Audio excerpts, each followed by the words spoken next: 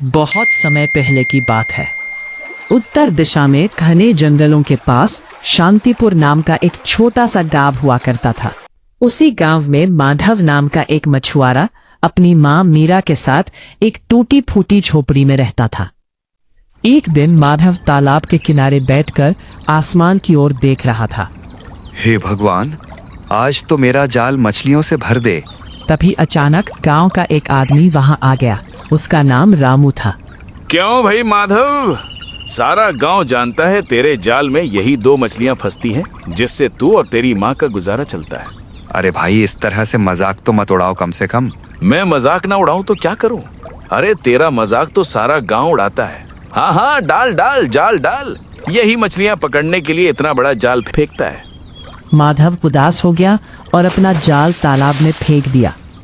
कुछ देर बाद उसके जाल में 2 मछलियां फंस गई।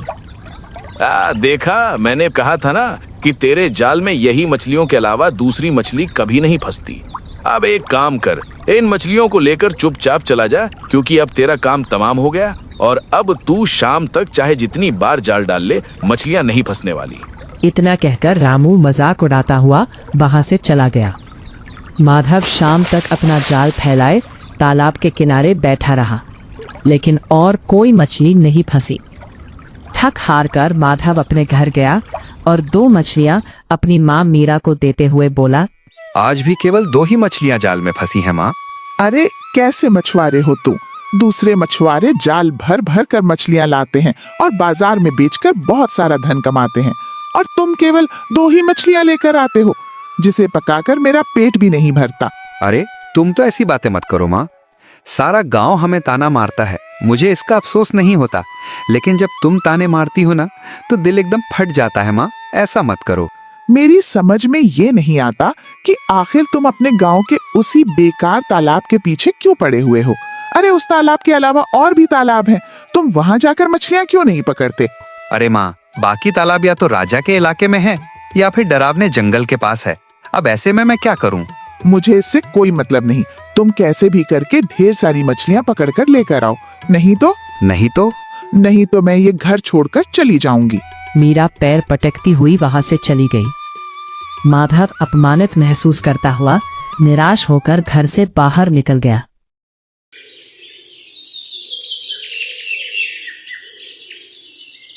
अगले दिन माधव उदासी में जाल लेकर तालाब की ओर जा रहा था। रास्ते में उसकी पड़ोसन सरला ताई मिल गई। अरे माधव, कल तेरे घर में फिर से तेरे और तेरी माँ के झगड़े की आवाज आ रही थी। हाँ सरला ताई, हमारे जाल में 2 मछलियां देखकर हमारी माँ को फिर से गुस्सा आ गया और वो मुझ पर फूट पड़ी। अब क्या कहें?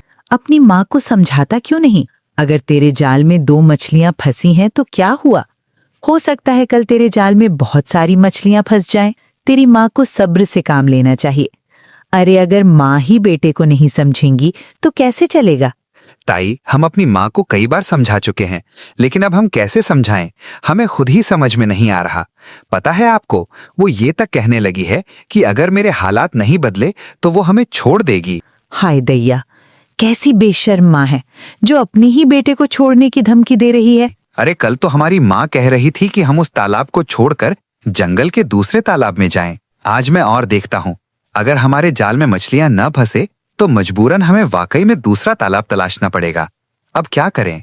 चलो चलते हैं। इतना कहकर माधव वहां से चला गया और तालाब पर बैठकर जाल फेंका। तभी रामू फिर आ गया। ले भैया, आ गए माधव जी। आइए आइए, आप ही का तो इंतजार था इन मछलियों को। अरे भैया, रहने दे, क्यों दिन भर थकने वाला काम करते हो? अरे कितनी बार कहा है कि मछलियां पकड़ना तेरे बस की बात नहीं है, तू समझता क्यों नहीं? मछलियों को तेरी सूरत पसंद नहीं है। जब भी तू आता है मछलियां लचड़ जाती हैं। मछलियां तालाब के अंदर घूमती हैं, बाहर नहीं निकलती। माधव की आंखों से आंसू बहने लगे और उसी समय उसके जाल में 2 मछलियां फंस गईं। देख ले भैया, हो गया तुम्हारा काम। अब दूसरी मछली तेरे जाल में फंसेगी नहीं। जा भैया माधव, घर जा, आराम कर, इसी को पकड़ कर खा। माधव को क्रोध आ गया। गुस्से में वो 2 मछलियां लेकर अपने घर गया। घर पर 2 मछलियां देखकर मीरा कुछ कहने वाली थी, लेकिन माधव बोल उठा, बस अब आगे कुछ कहने की जरूरत नहीं है। कल हम दूसरा तालाब तलाशेंगे, समझ गए? बस। मीरा चुप हो गई।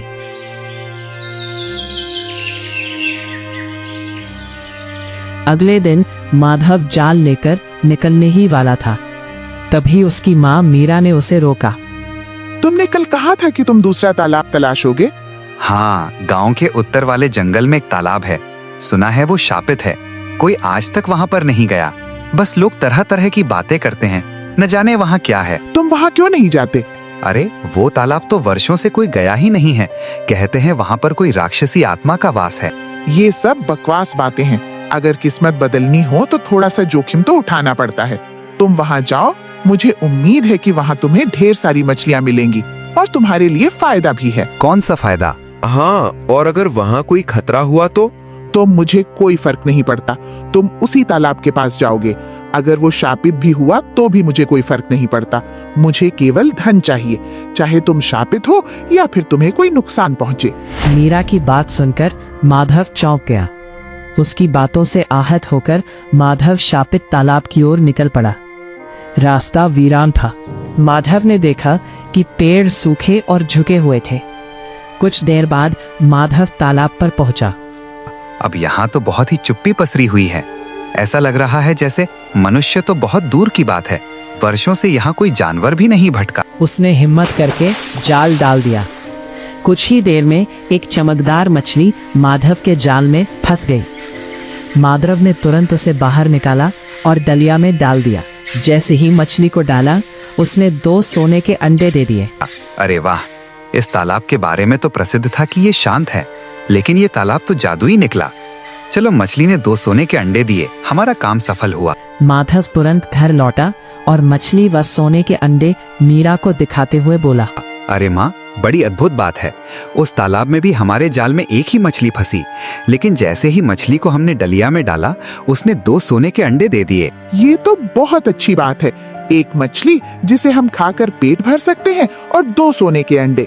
सोचो, अगर तुम रोज रोज वहाँ जाओगे तो हमारे पास सैकड़ों सोने के अंडे हो सकते हैं। हाँ, ठीक है।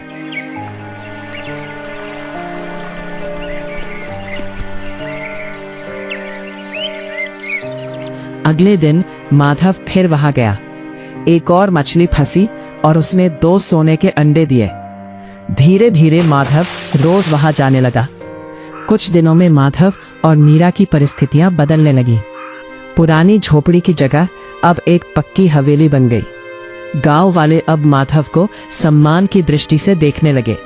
अरे माधव, अच्छा हुआ तू मुझे यहीं मिल गया, वरना मैं तेरी हवेली जा रही थी, मगर मैं जाना नहीं चाहती थी। अरे ऐसा क्यों बोल रही हो ताई? चलना चाहिए। मैं आज भी वही माधव हूँ जो पहले एक साधारण मछुआरा हुआ करता था। मैं जानती हूँ माधव, तू नहीं बदला, लेकिन तूने अपनी माँ को देखा है? जब से धन आया है तब से वो बहुत ज्यादा घमंडी हो गई है।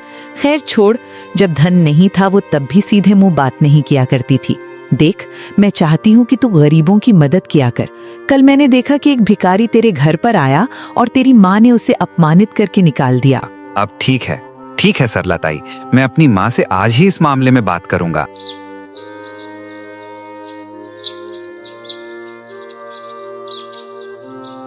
माँ, मैं तुमसे एक बहुत ही जरूरी बात करना चाहता हूँ।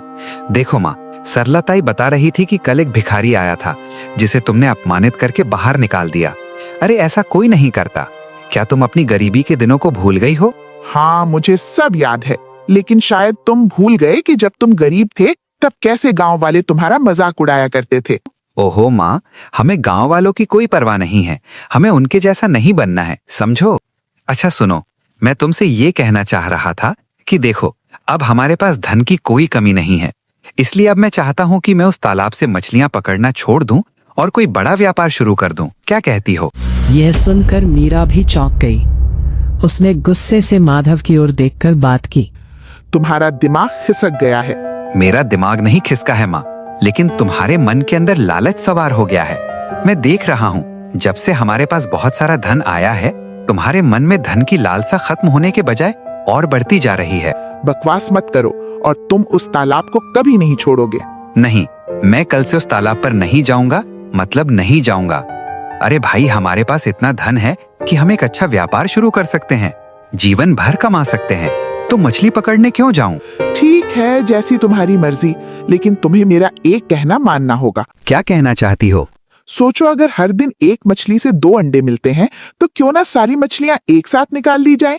सोचो, हमें सारे अंडे एक साथ मिल जाएंगे। तुम पागल वागल हो गई हो क्या माँ? वो एक साधारण तालाब नहीं है, वहां कुछ तो रहस्य है, और मुझे लगता है कि यदि हमने उसकी माया तोड़ी तो अनर्थ हो जाएगा, समझी? वो समझ गई कि माधव अपना निर्णय कर चुका है, लेकिन मीरा के भीतर का लालच बहुत बढ़ चुकी थी। थक हार कर मीरा माधव से बोली, ये क्या? जब तुम गरीब थे तब तुम बहादुर थे, धनवान बनने के बाद तुम डरपोक कब से हो गए? देखो, तुम वैसे भी अब उस तालाब में जाने से मना कर रहे हो, तुम एक आखिरी काम तो कर ही सकते हो। अगर तुमने ऐसा नहीं किया तो मैं छत से कूद जाऊंगी, और तुम जानते हो कि मैं कितनी जिद्दी हूँ। जिद्दी नहीं, लेकिन लालची हो, लालची। ठीक है, हम तुमसे प्रेम करते हैं माँ, और इसी प्रेम के खातिर हमने तुम्हारी हर बात मानी है, तो ये भी मानेंगे, ठीक है?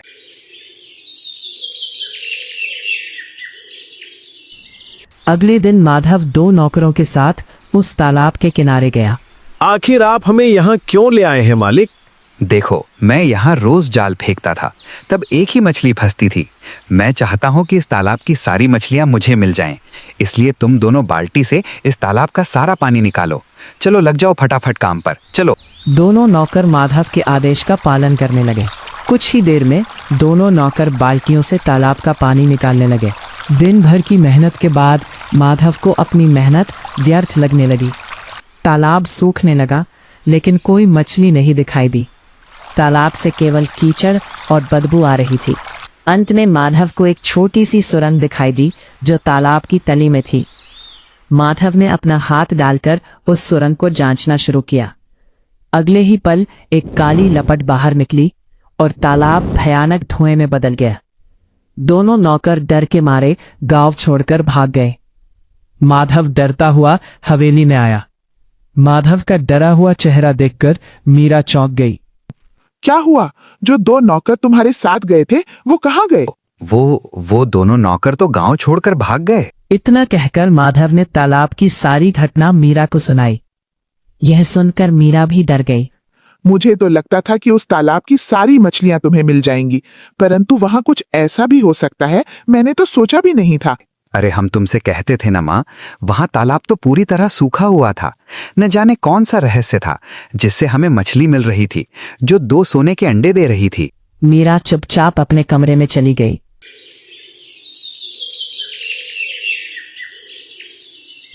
अगली सुबह जब वो बिस्तर से उठी तो उसका शरीर बुरी तरह दुख रहा था। माधव उसे देखकर चौंक गया। अरे माँ, ये तुम्हारा चेहरा तो बीमार जैसा लग रहा है, क्या हो गया? मेरे पूरे शरीर में दर्द हो रहा है। माधव तुरंत एक वैद्य को बुला लाया। वैद्य ने मीरा को देखा और माधव से कहा, तुम्हारी माँ को तो बड़ी ही विचित्र बीमारी हो गई है। इसका इलाज बहुत महंगा है। इसका उपचार दुर्लभ जड़ी बूटियों द्वारा ही हो सकता है, और ये बहुत महंगी मिलती हैं। अरे, तो कोई दिक्कत नहीं है वैद्य जी, चाहे कुछ भी हो जाए, हम अपनी माँ को ठीक करके ही रहेंगे। उसी दिन से माधव अपनी माँ के इलाज में जी जान से लग गया। जड़ी बूटियां बहुत महंगी होने की वजह से धीरे धीरे माधव का सारा धन समाप्त हो गया।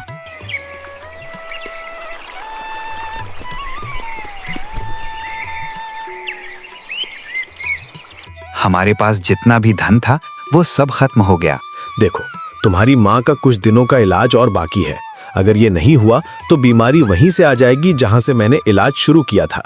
तुम्हें किसी भी तरह से धन जुटाना होगा, नहीं तो तुम्हारी माँ बच नहीं पाएगी, समझ गए? फिर निराश होकर माधव वहां से चला गया और अपनी माँ मीरा को सारी बात बताई। लगता है कि हमें ये हवेली बेचनी पड़ेगी माँ। मीरा की आंखों में आंसू आ गए। उसके बाद माधव हवेली बेच देता है और वो एक झोपड़ी में अपनी माँ मीरा के साथ रहने लगता है। कुछ दिनों के इलाज के बाद मीरा पूरी तरह से ठीक हो गई, लेकिन उनके पास सब कुछ समाप्त हो चुका था। माधव फिर से गांव के तालाब में मछली पकड़ने गया। वहां बैठा रामू माधव का मजाक उड़ाते हुए बोला, अरे माधव भैया, वहीं से चले थे वहीं आ गए। सारा शहर घूमकर लौट के सीधे घर आ गए। क्यों भैया माधव, तेरे पास जो भी धन था वो सब खत्म हो गया, अब क्या करेगा? माधव कुछ नहीं बोला। जैसे ही उसने जाल डाला, 2 मछलियां फंस गई। माधव उन मछलियों को लेकर झोपड़ी में आया। केवल 2 ही मछलियां मिली। सब कुछ मेरी वजह से हुआ। अगर मैं ज्यादा लालच नहीं करती तो कुछ नहीं होता। मुझे लगता है कि तालाब को खाली करने की वजह से ही मुझे ये श्राप लगा और मैं बीमार हो गई और सारा धन खत्म हो गया। आज मैं समझ गई हूँ कि लालच वास्तव में बहुत बुरी बला है। अरे बस बस माँ, रो मत। सुबह का भूला अगर शाम को वापस आ जाए तो उसे भूला नहीं कहते। तुम्हें अपनी भूल का एहसास हो गया, हमारे लिए यही बहुत है। तुम्हें ये समझ में आ गया ना कि लालच बुरी बला है, बस यही काफी है। अरे हम हैं ना। ये देखकर मीरा रोने लगी। क्या तुम मुझे उस तालाब के किनारे ले चलोगे? अरे ऐसा क्यों बोल रही हो? मैं उस तालाब के सामने खड़े होकर उससे क्षमा मांगना चाहती हूँ। थोड़ी देर बाद माधव मीरा को सूख चुके जंगल के तालाब के पास ले गया। मैं तालाब के सामने खड़े होकर क्षमा मांगती हूँ। जैसे ही मीरा ने यह कहा, तालाब में पानी भरने लगा और देखते ही देखते तालाब वैसा ही हो गया जैसे कभी सूखा ही ना हो। यह देखकर माधव चौंक गया। तालाब से एक मछली बाहर निकली और 2 सोने के अंडे देती हुई माधव और मीरा की ओर देखने लगी। तुम्हारी आंखों में पछतावा नजर आ रहा है। दरअसल मैं मछलियों की रानी हूँ। ये तालाब मेरा ही था। जब तुम्हारे बेटे ने तालाब को खाली किया तब मैंने अपनी दिव्य शक्ति से देख लिया कि वो अपनी मर्जी से नहीं बल्कि अपनी माँ के लालच की वजह से ऐसा कर रहा है। इसलिए उसे एक भी मछली नहीं मिली और तुम बीमार हो गई। इस तालाब से तुमने जो भी धन कमाया वो खत्म हो गया। लेकिन ये 2 अंडे जो मैं तुम्हें दे रही हूँ, इन्हें ले जाओ और बेचकर व्यापार करो और फिर कभी लालच मत करना। इतना कहकर मछली तालाब के भीतर चली गई। माधव उन अंडों को लेकर अपनी माँ मीरा के साथ घर चला आया और उन्हें बेचकर व्यापार शुरू कर दिया। धीरे धीरे माधव फिर से अपने गांव का सबसे धनी व्यक्ति बन गया। वो हवेली जो उसने बेची थी उसने दोबारा खरीद ली। गांव के लोग फिर से माधव को सम्मान की दृष्टि से देखने लगे। काश जब तुम पहली बार अंडे लेकर आए थे तब मैं तुमसे उन्हें बेचकर व्यापार करने को कहती तो हमारे साथ ऐसा कभी नहीं होता। जो होता है भले के लिए होता है।